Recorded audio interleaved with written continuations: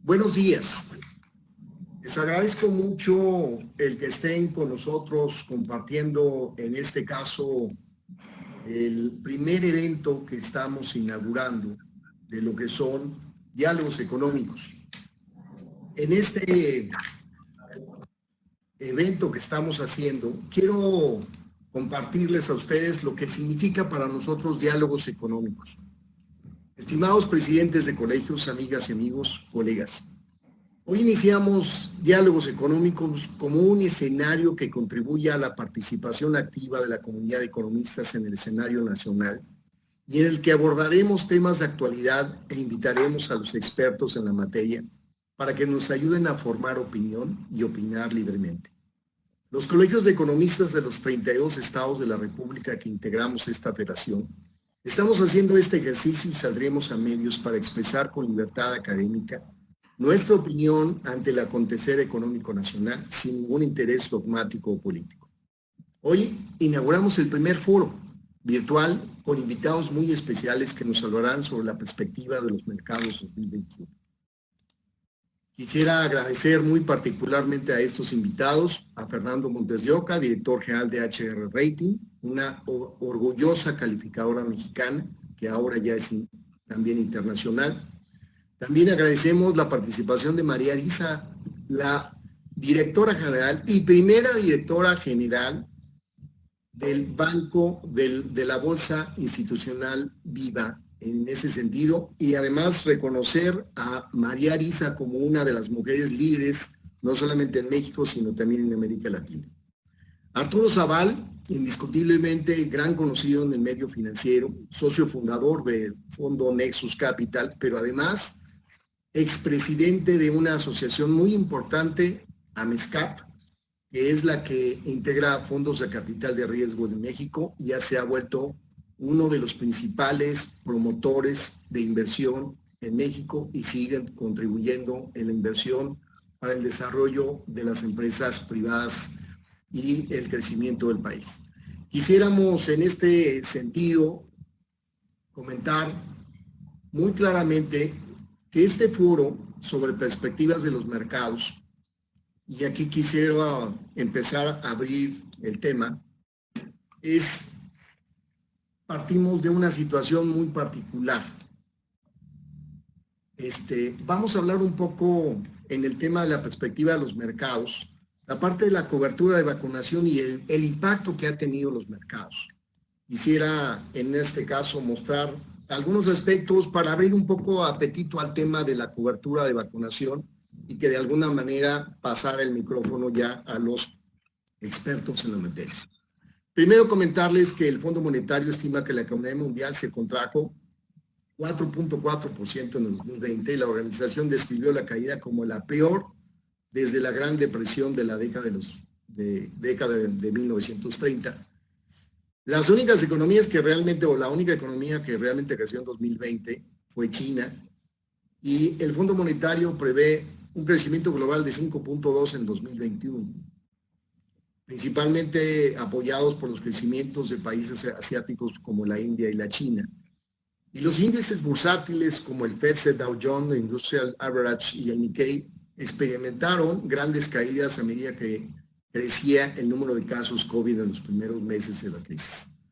Las principales bolsas asiáticas y de Estados Unidos se han recuperado tras el anuncio de lo que fue la primera vacuna en noviembre, pero el índice FTSE de Londres todavía se encontraba en territorio negativo. Y aquí presentamos de alguna manera un impacto de comportamiento del impacto del coronavirus y de los mercados. Yo quisiera abrir el apetito de discusión precisamente con María, que nos pueda comentar un poco en términos de lo que es la cobertura y el impacto de mercados, cómo lo está visualizando María, sobre todo directora general de Viva, que lo vive día con día y lo percibe en el mercado mexicano. ¿Cuál es tu opinión, María, al respecto sobre este punto de cobertura de vacunación e impacto de los mercados? Bueno, pues primero que nada te agradezco enormemente, Juan Carlos, la invitación, la oportunidad de poder platicar con la audiencia. Un gusto estar en este panel de super lujo, lo agradezco enormemente. Bueno, a ver, creo que en definitiva el impacto es muy relevante. Hemos tenido los últimos meses mercados muy convulsos a nivel nacional e internacional. Las bolsas mixtas con resultados pues claramente denotan la incertidumbre de este tema de vacunación. En Estados Unidos, pues lo cierto es que la situación pues empieza a mejorar favorablemente. Digamos, todo el esquema que hoy se tiene propuesto por parte del gobierno, no solo en términos de la propia vacunación, pero en términos del apoyo fiscal y monetario que se está emprendiendo en este país, pues es lo que ha generado una sensación de tranquilidad a los mercados, obviamente de apetito y de dinamismo. Cierta actividad, por supuesto, en México se refleja de ese propio dinamismo de los mercados, sobre todo del mercado pues más importante que está cercano al mexicano, pero pues en México seguimos obviamente con dos temas pues creo que muy relevantes, ¿no? Primero, digamos, nuestra estrategia de vacunación es lenta, todavía no ha tenido el suficiente impacto para que las empresas puedan regresar a su actividad económica normal. Y eso pues impacta inmediatamente los mercados, la economía, el dinamismo y por supuesto el apetito. Y creo que el segundo punto importante pues es la coyuntura nacional, la que tenemos ya digamos, internamente, temas coyunturales, obviamente, como el impacto a las reformas eléctricas que se ha dado la última semana, pero también, digamos, la conversación que se ha tenido en los últimos 2 años de cara a la inversión de mediano y largo plazo en el país, ha generado mucha incertidumbre, ha generado desasosiego y pues impas por parte de los inversionistas. Y eso se siente en el dinamismo, en el apetito en los mercados. Claramente lo que estamos viendo en Viva pues es justamente el reflejo de esta situación. Hemos hecho pues todo lo que hemos podido claramente para ir trayendo oportunidades, ir acompañando empresas, buscando espacios justamente para apoyar a la recuperación económica de algunas empresas en las industrias pues, que se han venido acompañando de Viva.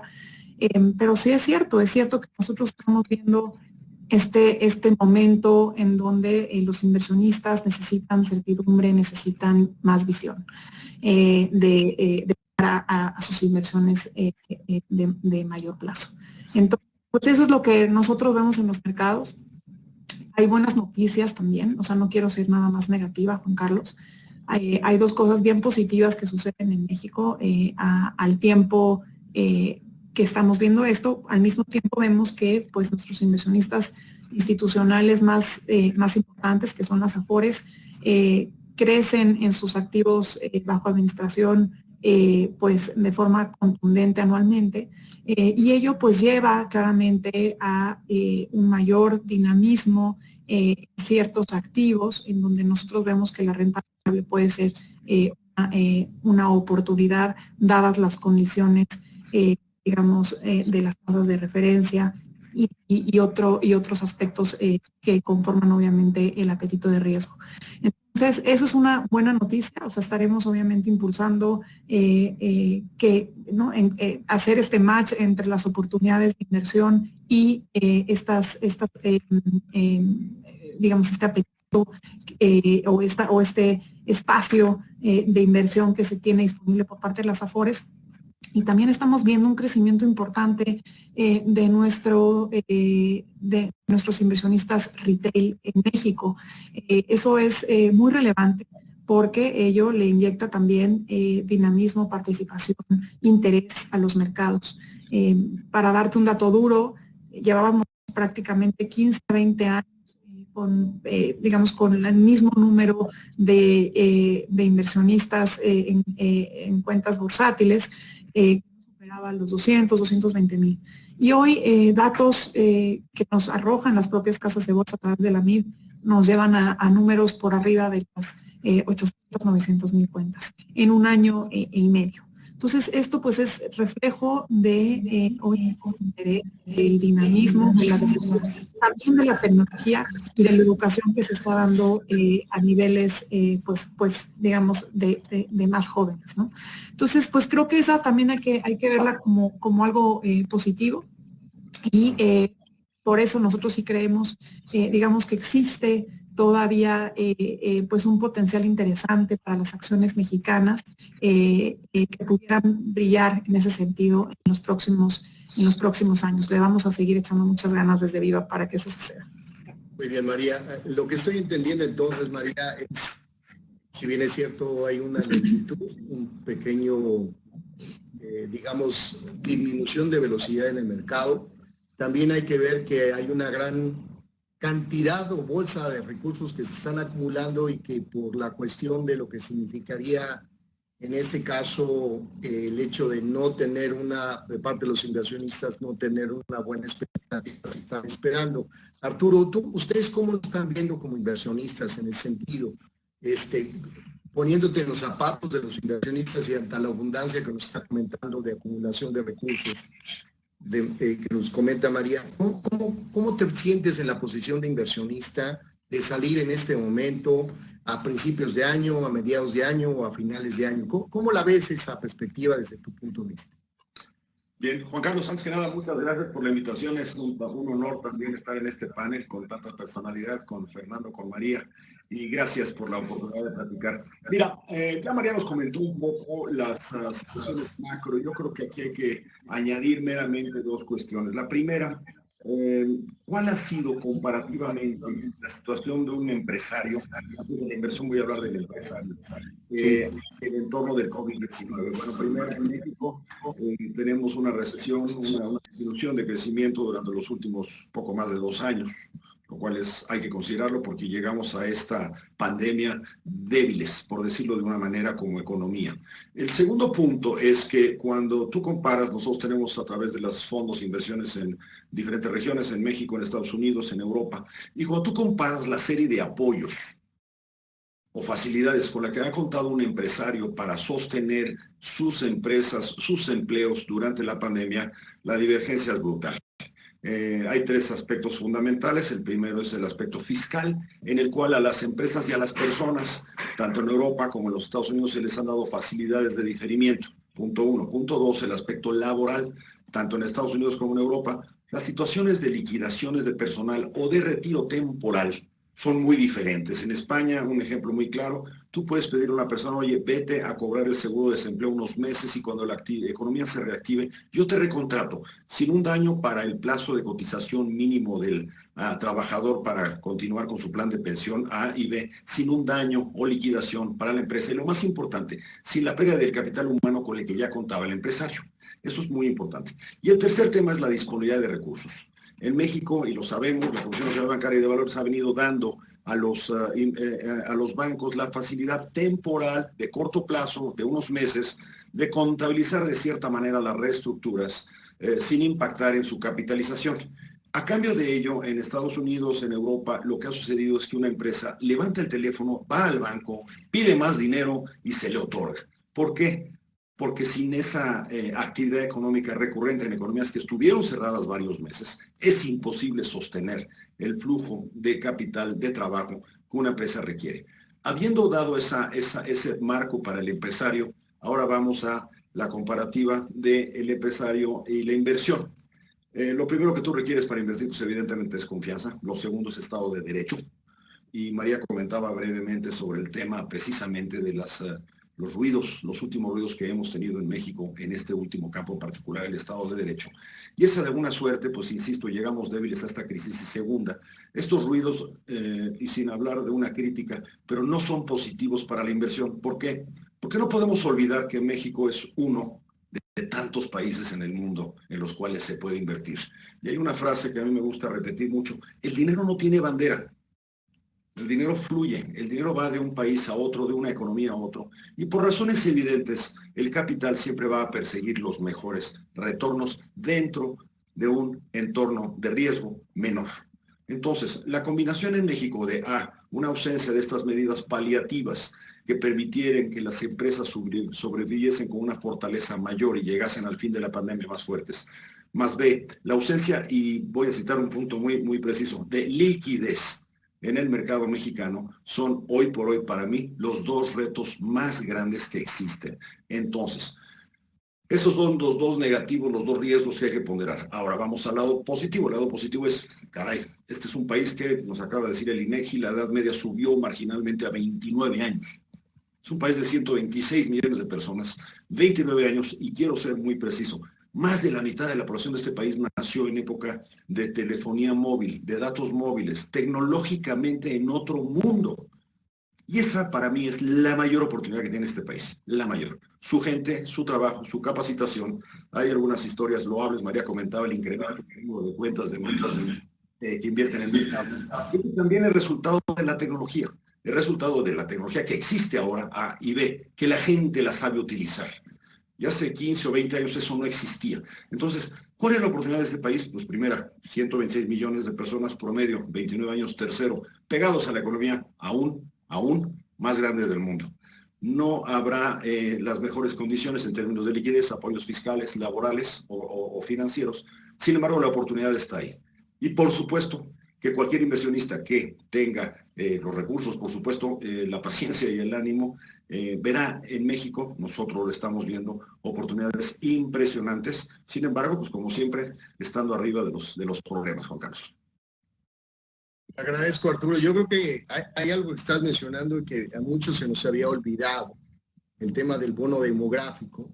Y yo agregaría a ese bono demográfico que estás mencionando, el bono demográfico tecnológico, porque al final de cuentas es una generación que nace prácticamente como lo estamos viendo en los hijos, nacen con un chip, ¿no? Y ese chip de alguna manera les permite tener algo que nosotros no pudimos tener, que fue estar conectado con el mundo y con mayor información.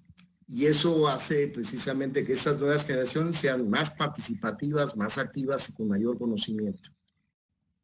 Fernando, en esta perspectiva que estamos viendo de abundancia de recursos, bono demográfico, y lo que de alguna manera menciona en este caso Arturo sobre lo que es la posición del inversionista, ustedes como calificadora, es decir, ¿cómo están percibiendo ustedes a la economía mexicana y cómo la están viendo desde el punto de vista de la perspectiva 2021? ¿Cómo observamos o cómo observa HR Rating, una calificadora mexicana, pero también internacional, que ya compite con los grandes a nivel internacional, en temas de lo que significaría riesgo país y algunas cuestiones paraestatales como Pemex? ¿Cómo lo están viendo ustedes en el sentido, desde los límites que tú tienes para opinar, pero que de alguna manera en este caso nos permitan tener mayor conocimiento?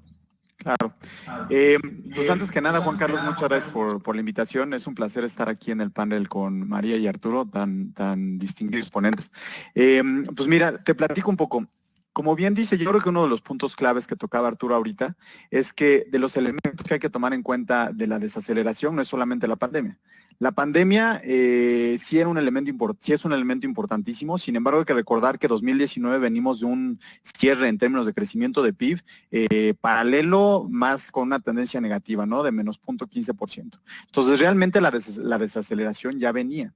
Si tú lo mides en inversión hacia el país o la inversión fija bruta, pues andábamos en niveles, el secretario de Hacienda lo presumía mucho, ¿no? Que andábamos en un nivel de inversión contra PIB alrededor de 23%, ¿no? Al inicio del mandato del presidente actual, y al día de hoy andamos en los niveles de 20.5%. Obviamente eso es tanto efecto de numerador y denominador, ¿no? Tanto el PIB ha decrecido, ¿no? En 2020 se cayó casi 8.5%. Bueno, ese es el estimado de cierre al día de hoy, durante 2020, pero también la inversión se ha desacelerado de manera significativa. Y esto obviamente está muy relacionado no solo al contexto sanitario nacional e internacional, sino también a la confianza que pueda dar el gobierno al día de hoy al inversionista tanto institucional como al inversionista empresario que quiere invertir el día de mañana en una nueva planta, y pues la incertidumbre o todo lo que se genera al día de hoy. Recordemos, y creo que esto es algo que en ocasiones a algunos se nos olvida, las inversiones que hacen los empresarios en México no es para mañana, no es para el siguiente año, no es para ver si en la próxima crisis del tercer trimestre la voy a pasar o no. Son inversiones que hacen a 10, 15 y 20 años. Entonces, en la medida, como bien decía Arturo, que mantengas certeza jurídica, que mantengas un Estado de Derecho, el empresario lo va a realizar o no. Eso para nosotros es fundamental, y cuando tú estás hablando de un desempeño económico, creemos que las políticas públicas, a pesar de que al día de hoy no impacten al 100%, son más medidas de mediano o largo plazo, son temas que se tienen que evaluar e incorporar en una calificación para poder reflejar acorde el perfil de riesgo de mediano o largo plazo, ¿no? Entonces, partiendo de esa idea, ¿no?, que ya veníamos de una situación compleja, el año pasado, ¿qué es lo que se enfrentaron muchos de nuestros clientes? Y digo, nosotros llevamos casi 13 años en la industria, tenemos casi 500 empresas calificadas en México y participamos casi en el 60% de transacciones públicas, ¿no?, en el mercado mexicano. Entonces, viéndolo desde esa perspectiva, primero vemos un mercado, como bien comentaba María, un mercado de valores, por lo menos en el tema de emisiones de deuda, desacelerándose, ¿no? Emisiones de largo plazo, veías como desde 2019 andábamos en 88 emisiones. Para 2020, sumadas las dos bolsas, andábamos en 83, perdón, en 2018 andábamos en 88, para 2019 83, y para 2020 nos fuimos a niveles de casi 63 emisiones de largo plazo, ¿no? Una caída de casi 20%. Cuando tú lo mides desde el punto de vista de monto, también vemos una caída de casi 30%, 2019 contra 2020, en el monto emitido de deuda de largo plazo. Entonces, estas son señales importantes en el sentido de que el inversionista, por un lado, la oferta no era la suficiente, ¿no?, porque había muchas empresas que para poder hacer sus refinanciamientos, pues mejor empezaban a buscar otras alternativas como banca, como Friends and Family, y esto estoy hablando principalmente de empresas pequeñas, medianas.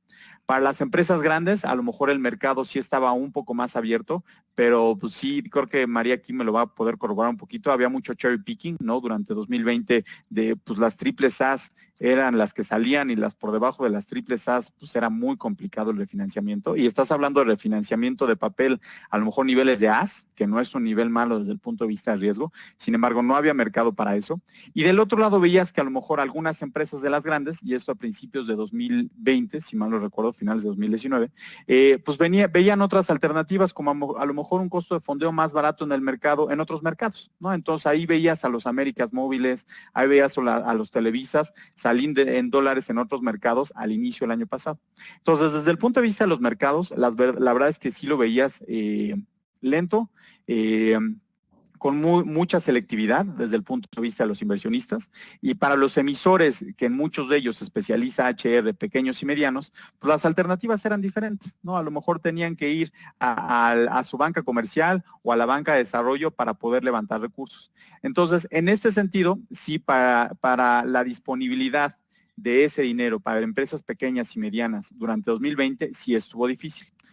Uno de los grandes elementos que sí les ayudó definitivamente era estas modificaciones regulatorias contables que impuso la CNB y el Banco de México que comentaba Arturo, que definitivamente sí ayudó a que hubiera muchas reestructuras en términos de plazo y a lo mejor incluso en términos de costo para este perfil de empresas. Eso definitivamente ayudó a que a lo mejor nuestro índice de incumplimiento para HR, que el índice de cumplimiento se mide el número de empresas que cayeron en default, ¿no?, del universo que nosotros traemos, anda al día de hoy, durante 2020 fue de 1.4%, ¿no? Y esto medido de 1,000 empresas que califica HR, por decirlo así, únicamente 14 se fue en cumplimiento.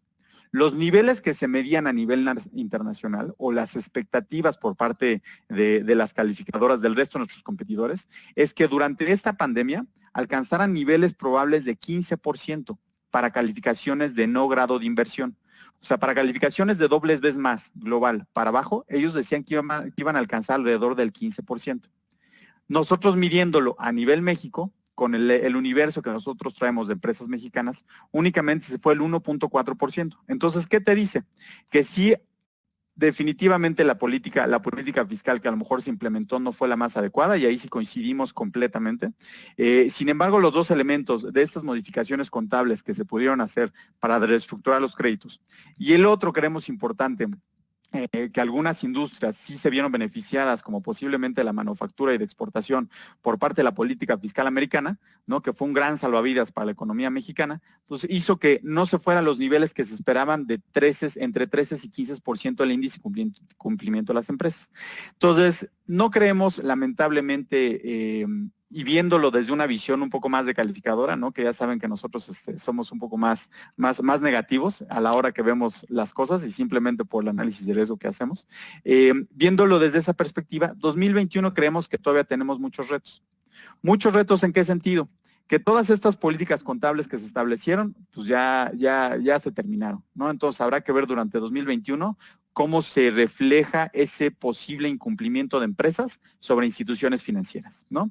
Y a lo mejor las empresas, instituciones financieras pequeñas son las más sensibles. Eso por un lado. Y por el otro, es que la incertidumbre que se genera sobre cuándo se va a poder tener el alcance para recuperar la economía desde el punto de vista de vacunas, pues todavía no está nada claro, ¿no? Y a lo mejor no tiene tanto que ver con la eficiencia del gobierno. Seguramente ellos llevan una pequeña parte de efecto de culpabilidad. Sin embargo, el tema de oferta de vacunas es el principal elemento de por qué podría ser más lento de lo que nosotros esperaríamos, ¿no? Entonces, el empresario de a pie, ¿no? De los que están esperando el invertir en una nueva empresa, o a lo mejor qué van a hacer con su gente, pues al día de hoy, pues sí está con una gran incertidumbre de pues cuándo va a poder invertir, cuándo se va a volver a abrir la economía y cuándo puede esperar él cierta recuperación, ¿no? Entonces creo que me extendí un poco, pero ese es más o menos, por ahí va más o menos mi respuesta. Bueno, muchas gracias, Fernando. Y me das pie precisamente a que esta gráfica que estamos viendo en la imagen nos indique, por ejemplo, cómo va Estados Unidos en este año. El dato es una fotografía a cierta fecha, mes de febrero, pero bueno, vemos claramente que Estados Unidos, en términos no absolutos, luego digo, no relativos, sino absolutos, luego de repente los porcentajes relativos nos distorsionan un poquito, pero Estados Unidos ya está arriba de 65 millones de aplicaciones, la Unión Europea 28 millones, está por arriba de México también Israel, Brasil, Turquía, Emiratos, Alemania, Italia, Chile con 3 millones de aplicaciones, Marruecos, Bangladesh, Indonesia, y nosotros más o menos andamos rondando el 1.8 al mes de febrero. Sí, las cifras se siguen moviendo, pero obviamente esto que acabas de comentar al último nos indica claramente en este sentido que de alguna manera el ritmo y velocidad de lo que es conseguir vacunas y aplicación de vacunas va a marcar definitivamente un aspecto de velocidad en el crecimiento de la economía. Yo aquí sí quisiera compartir con ustedes, por ejemplo, lo que dicen dos organismos internacionales. El Fondo Monetario Internacional, por ejemplo, establece una proyección para 2021 de 5.5%. Y en el caso mexicano, el Fondo Monetario nos elevó nuestro crecimiento de 3.5 a 4.3. Y en el 2022 proyecta que sea 2.5, es decir, por abajo del 2021. En el caso del Banco Mundial, está estableciendo en este sentido que el crecimiento es de 3.7 y que en este sentido en la parte del 2022 va a bajar a 2.6. Con estos crecimientos, ¿cómo lo ves en perspectiva desde el punto de vista del inversionista? Con posibilidades de crecimiento en el país todavía y con posibilidades de que pueda ser un país atractivo para la inversión. ¿A ti te da confianza en el segundo semestre del año de que las cosas se mejoren y por lo tanto te prepares para poder invertir, como dice Fernando, a largo plazo en el país con estas condiciones? Con gusto, Juan Carlos. Mira, porque hay que hacer la matemática de una manera muy sencilla. La matemática es en 2010 teníamos un 100, en 2019 pues bajamos a 90. y ahora me dices que creceremos 4 o 5 sobre el 90. Es decir, para llegar a los volúmenes de economía que tuvimos en 2018 nos faltan un par de años. Sin embargo, por supuesto, el crecimiento a niveles macro que muestra el país, el ritmo de vacunación se acelere, permita llegar a ese con precisamente una digamos, población ya vacunada, preparada para una pandemia. En ese momento, para dudas, que vamos a tener una tasa de crecimiento muy relevante. Hay un segundo, por favor, no me gusta ser negativo. Mi trabajo de mercado me obliga a hacer causa. Y una de las cuestiones seguirá siendo el Estado de Derecho y la presencia de liquidez en los mercados. Para que una máquina económica funcione, estoy en un foro de economistas, lo cual me da pavor, pero lo que claramente requiere en una economía para que funcione es liquidez. Y uno de los gravísimos problemas que yo veo, ya lo comentamos tanto Fernando como yo, en este año es la astringencia en la que pudiera caer el sistema financiero, el sistema bancario en particular, por precisamente el daño de las carteras vencidas que todavía no se reflejan, como Fernando explicó muy atinadamente, pero que indudablemente se van a venir reflejando en este año y que apretará muchísimo más los índices de capitalización del sistema bancario. Eso implica una necesidad inminente de profundizar, abrir y lograr mucho más fondeo a través de los mercados públicos. La proporción de fondeo de mercados públicos de deuda en México es mucho más baja que la que sucede en Estados Unidos o en Europa. Y esa es una llave que para mí es muy importante. Entonces, en resumen, la oportunidad sigue ahí, estará ahí. Riesgo de Estado de Derecho, más riesgo de liquidez son los principales, te diría, atenuantes de mi optimismo. Y una vez que cuentes con una certidumbre en ambos campos, yo creo que indudablemente el país va a regresar. Yo soy no ciegamente, pero sí profundamente nacionalista y creo que México como país tiene y ha demostrado tener una resiliencia, una ductibilidad y una maleabilidad enormes. A todos nos acostumbramos a lo que no podemos acostumbrarnos es a la ausencia de Estado de Derecho. Por eso para mí es el factor más importante y comparativamente es para mí y para los inversionistas que nosotros representamos en México el factor más relevante. Nosotros como Nexus manejamos cerca de $1 billón y tenemos inversionistas de todo el mundo. Y esos inversionistas pues de alguna suerte voltean a ver a todo el mundo. Y por supuesto que los retornos que ellos puedan obtener en diferentes regiones, en una medida que seguramente Fernando conoce mejor que yo, el retorno sobre el capital ajustado al riesgo, el RORAC, Return on Risk Adjusted Capital. El RORAC es una medida fundamental en cualquier manejador de activos de cierto tamaño, que son quienes tradicionalmente invierten en capital privado para después ir evolucionando a empresas mayores y en su caso públicas. El retorno sobre el riesgo al capital ajustado en este momento en México es alto. Y es alto por varias razones, ya la cité. Hay otra y no me voy a profundizar en ella. Y otra barrera enorme que tenemos como país y como industria es el costo del capital. Me preocupa la ausencia de liquidez que tendremos en el 21 y 22. A eso sumo el costo de esa liquidez. Entonces, esos dos conceptos desde el punto de vista financiero más el de Estado de Derecho son los que, habiéndolo dicho una sola frase, sí permitirán que México rebase los tamaños y efectivamente tenga un crecimiento contra el mayor tamaño de economía que alcanzamos, que fue en 2018. La economía, déjame dar un dato, la economía americana es más o menos 14 veces la mexicana. La economía de California es más grande que la de México. Tenemos esa ventaja, esa virtud. Entonces, si la podemos utilizar adecuadamente, invirtiendo adecuadamente y con certidumbre, no tengo dudas que el día de mañana, con este brinco tecnológico que ya cité y este brinco de edad, las oportunidades están ahí y estoy optimista de que podremos lograrlo como país. De nuevo, con la prudencia, con la cautela y sobre todo adaptándonos. No hay que ser, se ha usado mucho la palabra resiliencia. Hay que ser no solo resilientes, sino también maleables y dúctiles para mejor enfrentar las vicisitudes. Sin embargo, pues lo que muchas empresas en el mundo buscan son mercados. Y son mercados que crezcan. Y eso lo tenemos en este país. Totalmente de acuerdo, Arturo. Yo creo que hay un tema desde ese punto de vista en términos de inversión. La preocupación la compartimos todos en el sentido de que la liquidez hoy es el tesoro más preciado.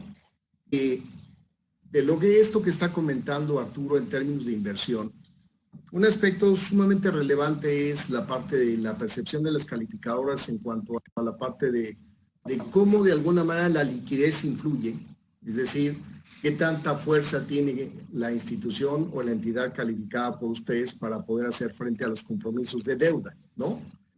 Y en esa parte, hablabas muy claramente, y también Arturo lo reiteraba, en términos de lo que significaría la condición del sector financiero en cuanto a registros contables.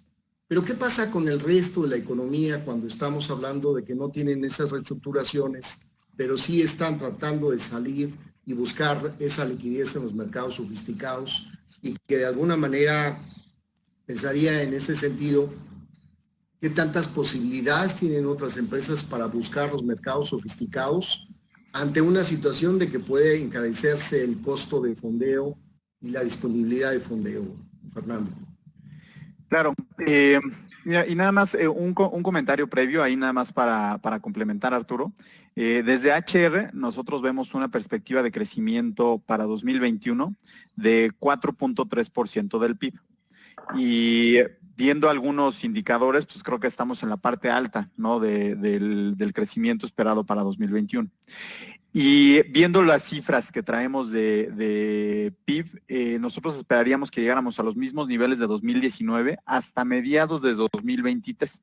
Entonces, como bien dice Arturo, ahorita estamos, ahora sí que también me da miedo hablar de temas económicos en un foro de economistas, pero ahorita estamos viendo la recuperación más bien como porcentaje de lo que traíamos en 2019. O sea, HR ya lo está midiendo en en qué porcentaje vamos, qué tan lleno está el vaso con relación al 100% que traíamos en 2019.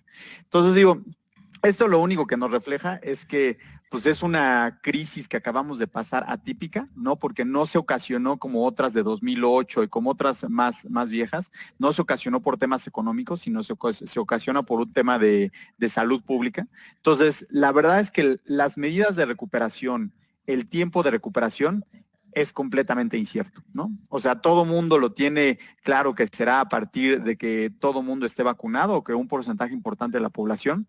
Sin embargo, las consecuencias sobre las industrias, y seguramente Arturo tiene mucha más información de esto, pues es atípico dependiendo de la industria en la que te encuentres, ¿no? A lo mejor si estabas en el tema tecnológico, pues no fue un impacto importante, más bien desató muchas iniciativas y muchas barreras culturales que a lo mejor tenía la gente, ahora no existen y no les queda de otra más que enfrentarlas con temas de e-commerce, con temas tecnológicos, etcétera, y eso ha sido benéfico. Si estabas hablando de que estabas invertido en el sector de servicios de alojamiento, pues digo, del año pasado medido por el IGAE, pues tuvo una caída del 15%, si mal no recuerdo, 15-20%, nada más durante 2020.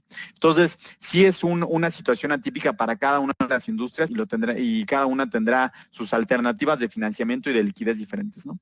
Desde la visión de HR, cuando empieza el tema de la pandemia, nosotros para el tema de monitoreo y seguimiento, hacemos monitoreo de las empresas de manera trimestral o mensual. Entonces, ¿qué es lo que hacemos? Cada trimestre que publican los corporativos, le echamos un telefonazo, revisamos sus cifras y les pedimos que nos expliquen un poco cuál es el contexto actual, si ha habido cambios importantes desde el punto de vista de gobierno corporativo, algún nuevo financiamiento, etcétera. A partir de que empieza la pandemia, hacemos una nueva segmentación de las empresas. Ya no solamente lo hacíamos de manera tradicional, mensual o trimestral, sino que también las fuimos clasificando de acuerdo a la industria y de acuerdo al plazo en el que veíamos un mayor impacto. Entonces, por ponerte un ejemplo, las industrias de mayor riesgo que tendrían un impacto inmediato, obviamente el tema de aerolíneas, hoteleros, toda esa industria de alojamiento, entretenimiento, de turismo y viajes, ¿no? Ese era el sector de mayor riesgo. Luego teníamos en un segundo elemento también corporativos, pero enfocados a lo mejor hacia restaurantes, hacia otro tipo de industria. Y poco a poco íbamos viendo cuál iba a ser el impacto a lo largo de la pandemia.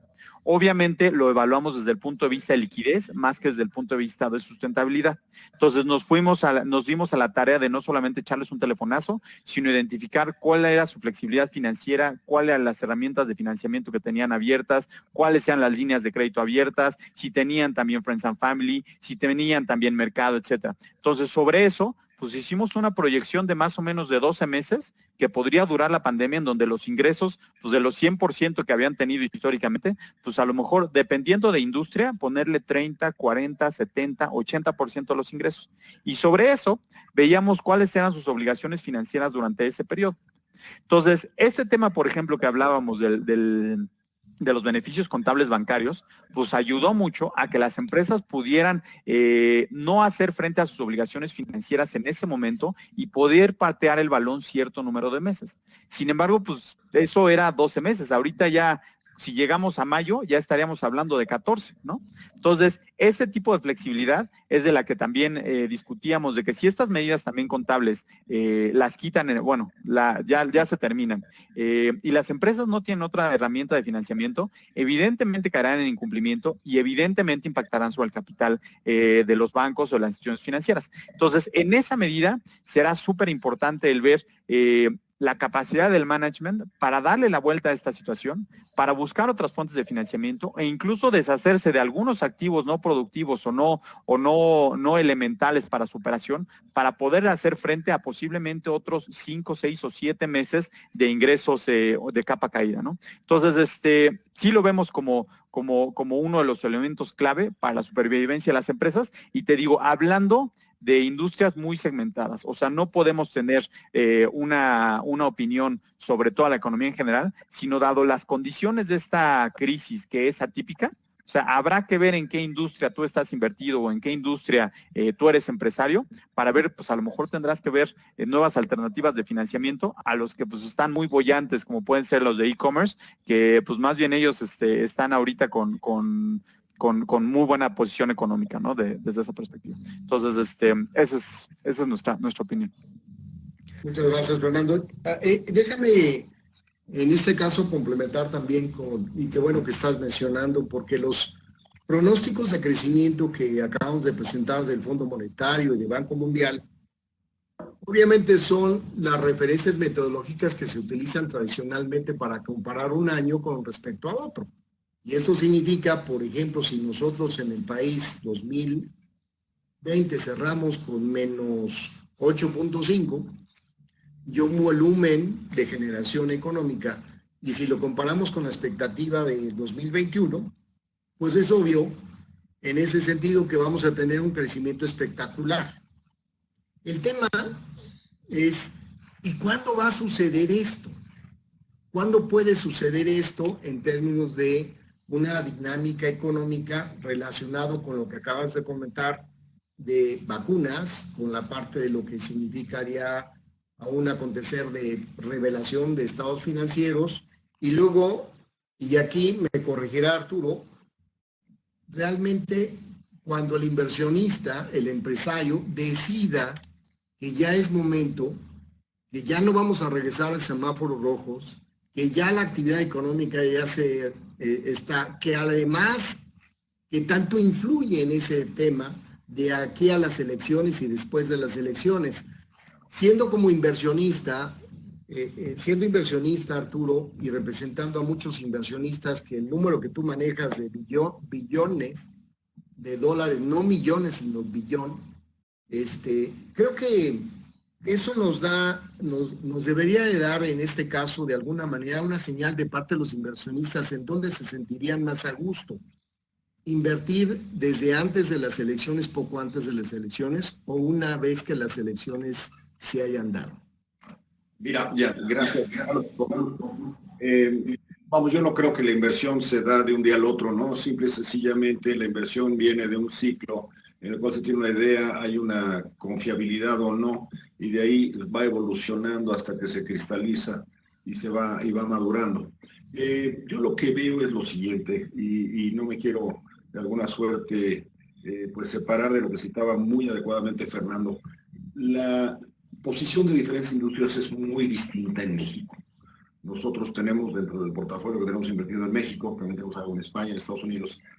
Sí, efectivamente tenemos una inversión en restaurantes, que por supuesto que han sufrido, y si no tenías caja, estabas muerto. Y ahí tenemos una mortandad, yo estimo del 20-25% de la industria. ¿El impacto cuál es? Una industria que tenía 2.2 millones de personas contratadas, fuera están 400 o 500 mil. de las que depende 1,5 millones de personas probablemente. Pero déjame dar el dato.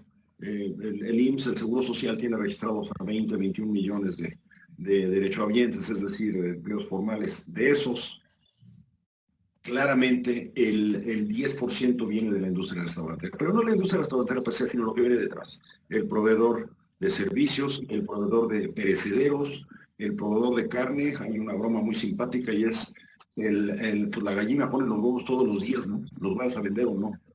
Ese es el tipo de drama que tenemos que ver, que no se aprecia. Se piensa en el empresario y algunas personas, el empresario, el emprendedor, el restaurantero es rico y bla, bla, bla. No, no, no, detrás viene mucha gente. Ese es un ejemplo. Claro, otro ejemplo es la industria turística, en la que también estamos invertidos. La industria turística, esa va a sufrir mucho, porque si yo pongo 3 empresas, voy a poner un ejemplo. En la Riviera Maya, una es española, otra es americana y la otra es mexicana. Pues la española tuvo apoyos laborales, apoyos fiscales y apoyos de financiamiento. La americana tuvo apoyos fiscales, apoyos laborales y apoyos de financiamiento. Y la mexicana no. Entonces, sobrevivirán los fuertes. Por el otro lado, un fenómeno muy importante, de nuevo, estamos junto a quizás voy a decirles la de California, la de Florida, que son más fuertes que la de México. El nearshoring, el objetivo de producir en este país cualquier producto o servicio para su exportación o venta en mercados mayores, es la mayor oportunidad y sigue siendo desde 1990 y tantos que se estableció el NAFTA, ahora el TEMEC, el motor de la economía de este país. En la medida en que las condiciones se mantengan de cierta certidumbre jurídica, estamos del otro lado. Nosotros, yo me siento en el consejo de algunas empresas, algunas de ellas públicas, una en el sector turismo, otra en el sector de logística, que no ha tenido problema alguno, y como bien decía Fernando, son de las que boom, ¿no? El e-commerce va muy bien, sí, hasta que se quede sin clientes, ¿no? Hay que tener cuidado con esas cosas. Y otra de las que me siento es una empresa de energías alternativas, que es Cox Energy América. Es una empresa que se listó el año pasado, por supuesto, en Viva, en la que solamente se produce energía fotovoltaica, con un mix entre América Latina y México. Es una empresa que no sufrirá mucho, de acuerdo a cómo está planteada la reforma. Si pasa la reforma, pues tendrá menos afectación, porque no está muy involucrada en legados, en los famosos proyectos históricos y que dependen muchísimo de la transmisión. Pero ese es el punto. Esa es una empresa que, por supuesto que va a crecer muchísimo. ¿Por qué? Pues porque tiene una diversificación. Entonces, depende muchísimo la industria en la que estés. Lo que no podemos es caer en la miopía de que yo estoy bien. Y si te un ejemplo dramático, me pueden matar la gente de Venture Capital, donde también tenemos alguna asociación para invertir en ese segmento a través de INEA. Pero al final del día, el e-commerce se puede quedar sin clientes. ¿Por qué? Porque esos clientes están empleados o trabajan para empresas que venden en industrias afectadas. Ese es un tema de fondo. Por eso la resiliencia y crecimiento de algunos sectores no es indicativo de su desempeño futuro. Necesitamos corregir toda la capa laboral y empresarial para salir adelante con certidumbre. Nosotros, como dije, tenemos diversas inversiones aquí en Estados Unidos, en Europa. En México tenemos 11 inversiones. Las 11 inversiones afortunadamente están sanas. La industria de capital privado, datos rápidos, trae más o menos 50 y tantos mil millones de dólares bajo administración. De esos aproximadamente 10,000, en mi opinión, son dinero disponible para diferentes especialidades, diferentes industrias y en diferentes etapas de la vida de las empresas. ¿Es el momento de acercarse a ellos? Por supuesto, siempre lo ha sido. Hay una frase muy vieja, porque aquí se discute mucho de que no hay ofertas públicas y, bueno, veo que no está María, voy a hablar un poco de mercados públicos. No hay ofertas públicas porque las valuaciones están bajas. Hijo, mano, todo relativo, ¿no? Sabemos que no hay dinero más caro que el que no se tiene. Nosotros hemos hecho salidas a bolsa en condiciones de evaluación no necesariamente favorables en ese momento. A la larga, un buen proyecto, una buena empresa con un buen gobierno corporativo, con principios ESG de sustentabilidad y de gobernanza, va a salir adelante.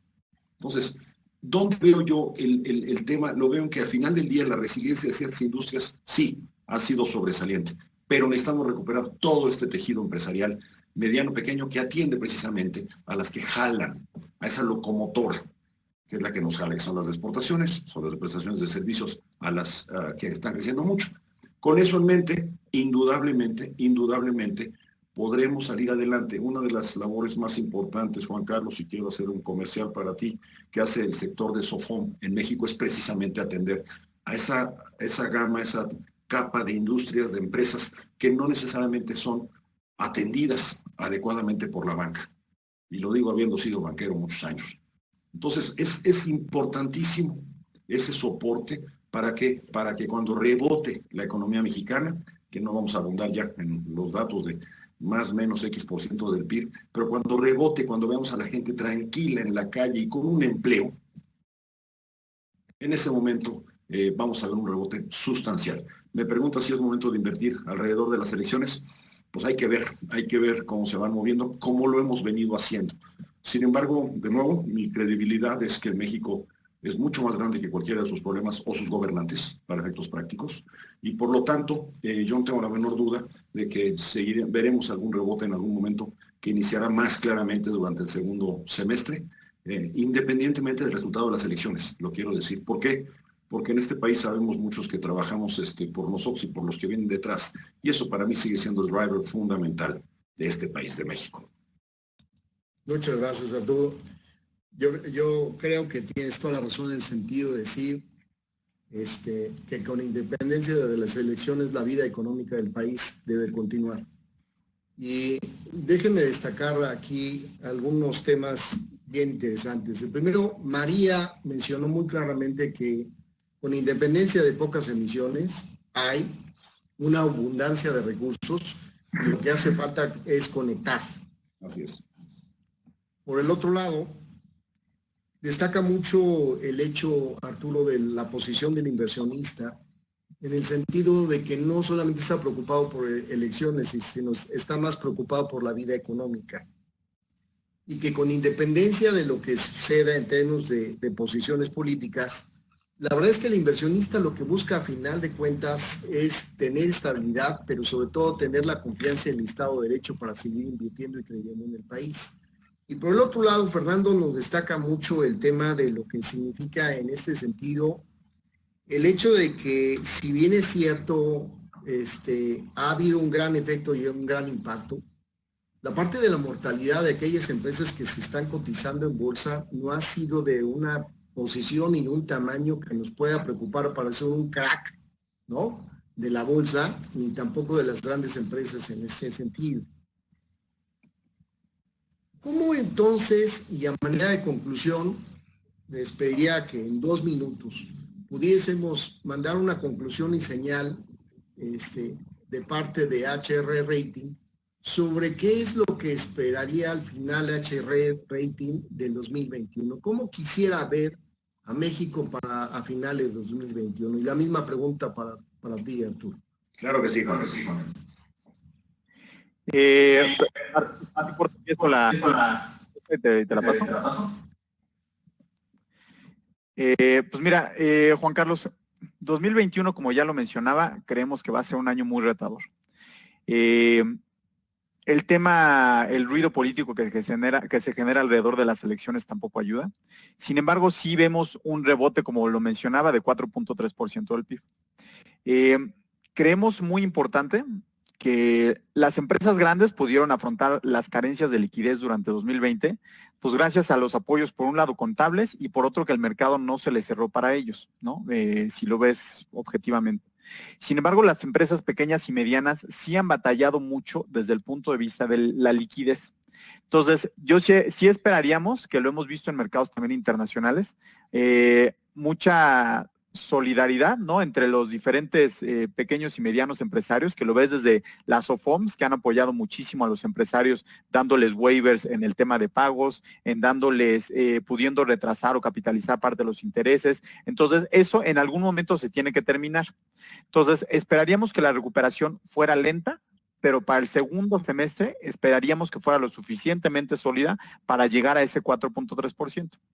Habrá que segmentar por diferentes industrias cuáles son las que definitivamente no se pudieron recuperar. Sin embargo, pues la gente se va a tener que o reinventar o empezar a absorber vía otros medios. Este tema de innovación y tecnología lo creemos fundamental, como lo decía Arturo, el tema de la solidez que se ha reflejado en el sector manufactura, y en la medida en que a lo mejor las elecciones puedan reflejar un poquito más de contrapesos a nivel gubernamental, creo que eso sería algo positivo para que la confianza de los inversionistas volviera a regresar.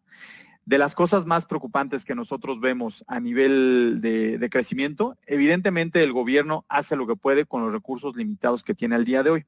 Sin embargo, el hecho de que no se genere esta burbuja de confianza hacia el mercado mexicano, en donde la inversión se haya caído de casi 23% del PIB a 20.5% del PIB en nada más 24 meses, sí es algo preocupante. El hecho de que cuando tú tienes una inversión, estés pensando si vas a tener Estado de Derecho sobre los fierros que vas a tener ahí 10, 15 años, la verdad sí es algo preocupante. Entonces, de las fortalezas que vemos es que las instituciones, por más que se han visto discutidas por todo el río político alrededor, vemos un Banco de México e instituciones sólidas, ¿no? Por lo menos al día de hoy, Banco de México, el INE, la COFESE, ves a la COFESE con comentarios muy acertados hacia diferentes políticas públicas que se establecen, quieras o no, también el Coneval hace juicios importantes hacia las políticas públicas que se establecen. Entonces, en la medida en la que se sostenga esto, como bien decía Arturo, creemos que sí, la economía puede mantenerse o puede aguantar estos embates políticos y para que en el largo plazo los inversionistas que confían en México se mantengan. Obviamente, creo que no tenemos que olvidar que este es un tema de competencia, ¿no? Y que México compite con otros 4, 5, 10 países con condiciones similares, a lo mejor no, incluso menos, 3 o 4 países con condiciones de población y bono demográfico similar, pero a lo mejor con un Estado de Derecho un poquito o con reflejo de un Estado de Derecho un poquito más sólido. Entonces, en la medida en la que no nos ganen en esa competencia internacional, las inversiones se mantendrán y podremos seguir esta recuperación cuando se abra o cuando ya las vacunas lleguen, los empresarios estarán dispuestos a abrir la chequera. En la medida en la que no se genere ese ambiente de confianza, pues obviamente no se verá esa apertura de chequera como nosotros esperaríamos. Entonces, pero bueno, también intentamos ser un poquito más optimistas para el segundo semestre, todo obviamente sujeto a la disponibilidad de vacunas, ¿no? Lamentablemente. Gracias, Fernando, te agradezco mucho. La pregunta, la misma pregunta, y con lo que terminó Fernando, ¿abrirán la chequera los inversionistas o no a finales de año, Arturo? Indudablemente sí. Esa es mi lectura. En esta época hemos aprendido todos y nos han invitado a pensar en que la nueva normalidad y lo que ha cambiado. Yo voy a ser disruptivo y les voy a invitar a pensar en lo que no ha cambiado. Y lo que no ha cambiado es nuestro carácter. Y no quiero sonar excesivamente nacionalista, pero México está lleno de gente que trabaja mucho, no, muchísimo, muchísimo. Y que cada día está más preparada. Y que cada día está más capacitada. Entonces, algo que no va a cambiar es esa potencia, esa capacidad. Lo vamos a ver en esta plataforma que seguirá siendo el motor número 1 de vender en los mercados más grandes y fuertes del mundo. Eso para mí es fundamental, el pensar en lo que no cambia. De la misma manera, y una bromita, pues a nosotros, a los latinos, a los mexicanos, nos gusta la fiesta, sí nos gusta ir a un restaurante, y sí nos gusta irnos de vacaciones. Y cuando esta cosa se termine de alguna u otra manera, vamos a volver a ellos. Esas son las cosas que no van a cambiar. En adición a ello, pues, y hablando un poco de los mercados públicos, yo creo que vale la pena mencionar algo que para mí es un honor. Yo soy consejero de Viva, donde María es director general, y una de las cosas que está cambiando también radicalmente es la cultura financiera. El número de cuentas abiertas en los últimos años, en particular en los últimos 2 años, ya lo comentó María al inicio de su participación, es impresionante. Se han abierto más cuentas en el último año y pico que los 20 años anteriores. En un año y pico que en 20 años. Eso es algo muy importante. Segundo, el afán de difusión financiera semi-sofisticada o sofisticada, como el que tiene que ver con los mercados públicos, y es algo que alabo brutalmente de la gestión de María en Viva, es precisamente la difusión del conocimiento a través del Instituto Viva, y parece que estoy haciéndole comerciales. La respuesta es sí, sí lo estoy haciendo, porque esa labor de concientizar al empresario chico, mediano, al estudiante, al joven sobre la bondad o la dificultad y los riesgos de los mercados financieros es fundamental para el país.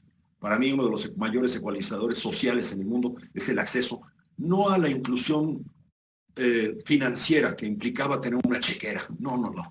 Hay que hablar de la inclusión bursátil, de la inclusión sofisticada, de acceso a los mejores rendimientos y a los mejores productos. Eso es muy importante. Las Afores hacen una gran labor. Sin embargo, pues me encantaría que se fuera profundizando sobre ello. Segundo corolario. Tercer corolario. Como ya lo dije, pues nosotros somos enamorados de los mercados públicos. Nexus ha patrocinado ya patrocinado como inversionista, como accionista, 6 ofertas públicas iniciales en los mercados en México y en Estados Unidos. Somos el fondo que más ofertas públicas ha llevado en América Latina. ¿Eso quiere decir que creemos en los mercados? Claro que creemos en ellos. Hemos tenido situaciones en las que hemos salido y nuestras acciones han volado. Hemos tenido otras en las que hemos salido al mercado, nuestras acciones se han caído y después han rebotado. Pero no tenemos duda de que la siguiente ronda de capitalización para una empresa es precisamente el mercado público. La obligación de una empresa chica es ser mediana. La de la mediana es ser grande y la de la grande es ser más grande. Hasta que llegue la COFESE o el Comité Anti-Trust americano y las parta. Si tú no quieres que tu empresa sea grande, entonces haz una ONG, haz una labor de beneficio. Pero un empresario está ahí para ganar honradamente dinero. Y después verá qué hace con sus rendimientos. Desde ese punto de vista, para nosotros, Nexus, los mercados son fundamentales porque nos permiten pasar esa siguiente etapa de fondeo, ya en una vida diferente de la empresa. Para mí algo que es impresionante es el hecho de que se haya podido reanudar el año pasado la oferta de IPOs, de ofertas públicas iniciales en México, a través de Cox precisamente. Esta semana se listó también una fibra bastante grande en Viva. Y el pipeline, la lista de empresas que están preparándose para emitir, es muy grande. Es muy grande y eso para mí será el tercer diferenciador. En ausencia de una liquidez provista por el sistema bancario, yo creo que veremos a los mercados evolucionar brutalmente hacia una mayor oferta de recursos, sobre todo de aquí comercial, Juan Carlos, a través también de los organismos financieros auxiliares como las OFOMES. Y habiendo dicho esos 3 elementos para mí, por supuesto que veo que en el resto del año se abrirá la chequera, se generarán inversiones. Muchas de ellas a lo mejor no las veremos en los periódicos, porque no serán las multi-billion dollar investments, no van a ser esas.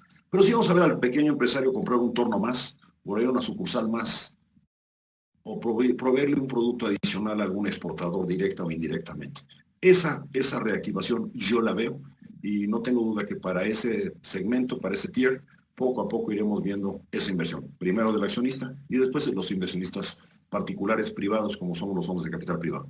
Eso es lo que espero y además, pues de nuevo, ¿no? Confianza en este país toda. Muchas gracias, Arturo. Te agradezco mucho. Agradezco también a Fernando y también agradezco a María. Una disculpa por la cuestión del problema técnico que tuvimos, pero que de alguna manera estamos en contacto con ella. Con esto que terminabas, yo creo que nos das un gran aliciente a todos en el sentido de que más que ver a la bolsa como un indicador hacia la alza, hacia la baja, la tenemos que voltear a ver todos los empresarios como una alternativa de financiamiento y posibilidad de liquidez. Y hay que reconocer que la cultura, en muchos países como en México, sobre todo en América Latina, siempre vemos al banco como la única alternativa, cuando realmente hay otras, y han existido siempre, otras alternativas sofisticadas, que ahora agregan algo muy importante. Antes pensábamos que era la bolsa de valores el club de todo, cuando realmente han hecho un gran esfuerzo las bolsas por poder facilitar el acceso, han apoyado y asesorado y asistido inclusive a emisores para poder llegar a la bolsa como una muy buena alternativa, y coincido tanto con María, con Fernando, contigo, de que las bolsas de valores en México pueden tener un repunte muy importante y una participación muy importante en la economía y el crecimiento del país en los próximos años. Se van a volver, en este caso, un detonador de inversiones que puede ser inclusive de largo plazo, pero también nos pueden ayudar a que el exceso de recursos que tenemos en esos fondos de pensiones, en esas AFORES y EFORES, puedan tener a través de la bolsa y los instrumentos que se manejan la facilidad para tener el eslabón perdido que tenemos y conectar los proyectos con los recursos disponibles para proyectos de largo plazo. Yo quisiera agradecerles en este momento su participación. Agradezco mucho que nos hayan regalado este tiempo, a ti, Arturo, Fernando, y María, con la participación de lo que es en este sentido perspectivas de los mercados para el 2021. Quisiera terminar anunciando un comercial. Diálogos económicos lo vamos a desarrollar mes a mes. El próximo tema que vamos a desarrollar como un tema que ya está a petición de muchos colegios, vamos a tocar el tema de energía. En el mes de marzo vamos a hacer otro diálogo económico y vamos a tener invitados distinguidos. Y si nos lo permiten, también vamos a compartir con ustedes, Arturo y Fernando, la invitación para que también puedan tener acceso a estos diálogos económicos de manera permanente y también, ¿por qué no?, a su personal, para que de alguna manera también puedan tener, en este caso, oportunidad de poder escuchar a los expertos, que no siempre los expertos somos economistas, así que los economistas estamos abiertos a que de alguna manera nos retroalimenten y los economistas tenemos la obligación, en este caso, de cuando demos opinión, tengamos que tener opiniones bien sustentadas, bien razonadas y con una posición neutral y académica que nos permitan entender realmente, en este caso, lo que está pasando con los temas y con las discusiones. Muchísimas gracias. Les agradezco mucho, en este caso, su participación. Un fuerte abrazo a ti, Arturo, un fuerte abrazo a Fernando y un fuerte abrazo a María y una disculpa por la comunicación, pero sabemos y seguiremos, en este caso, haciendo conexión, comunicación y manteniendo una relación y un puente de comunicación con ustedes. Muchísimas gracias. Les agradezco a todos por su participación. Arturo, muchas gracias. Juan Carlos, felicidades por la iniciativa. Es excelente el tema de educación financiera. Mientras más gente lo tenga, creemos que se puede llegar a ese punto que Arturo mencionaba y un placer compartir este foro con todos, incluida María, que lamentablemente no está con nosotros. Igualmente, Juan Carlos, muchas gracias por el honor de ser parte de este grupo. Fernando, un gusto de partir y coincido brutalmente. Lo que podamos hacer en mejorar la difusión de la comprensión de las situaciones financieras de México y de las empresas, más que encantados de la vida, es de lo que México más carece y por lo tanto en lo que podamos a colaborar, encantados de la vida, Juan Carlos, y muchas gracias por la oportunidad. Gracias a ustedes. Un fuerte abrazo. Buen día. Gracias.